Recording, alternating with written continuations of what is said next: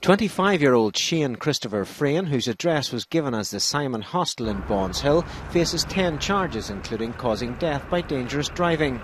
23-year-old Conor Tyrone Clarence, whose address was also given as the same Simon Hostel, faces 4 charges including aggravated vehicle taking causing death or grievous bodily injury.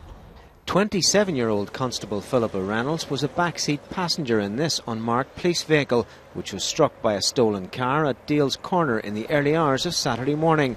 She died at the scene. 2 colleagues were injured, though not seriously.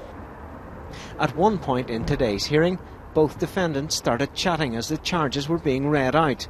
The district judge warned them to stand there silently. A solicitor for Conor Clarence said he wanted to publicly express an apology and regret for what he termed his role in this tragic incident.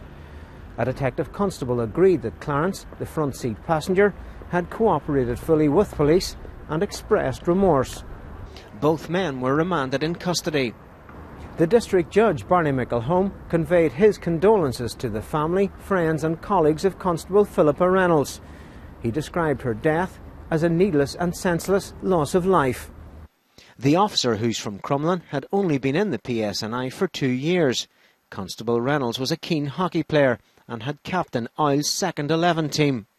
She was a great girl. She was a defender, but she was a frustrated attacker. She was always taking a wee run up. And in fact, our nickname was Flipper, probably for Philippa, but she just always was very active and very encouraging. And she'll be sorely missed. And it's a terrible thing that's happened to her and to her family. And all the girls are devastated. Constable Reynolds' family released this photograph to the media to underline her sense of fun. At the school where she once taught, they recalled a bubbly, friendly character. It has come as a great shock to all of us here in Kilkeel. Philippa was a temporary teacher with us just over 2 years ago. She was filling in for a teacher on maternity leave. She taught geography. She was a great sports person, although at the time she was here she had an injury to her knee. But she worked very well with the pupils and the pupils liked her very much. Colleagues were left devastated by her death.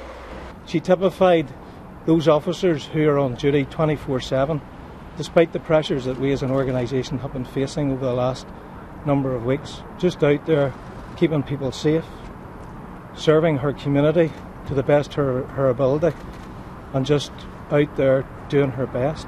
The police say the young officer loved her job and was deeply committed to serving the community. Kieran Turish, BBC Newsline, Derry.